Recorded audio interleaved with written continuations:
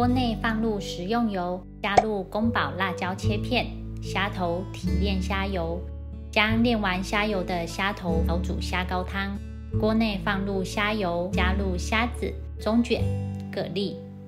撒上松紧黑胡椒粒、松紧胡椒虾调味粉，拌炒至8分熟后起锅备用。锅内放入虾油，加入洋葱、蒜末、白米、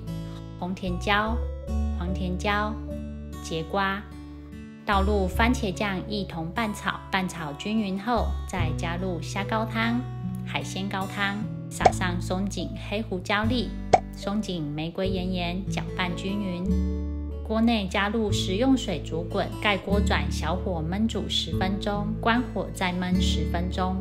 打开锅盖，放入海鲜，盖锅转中火焖煮2分钟。用黄柠檬、香菜装饰摆盘，撒上些许芥末椒盐，就完成咯。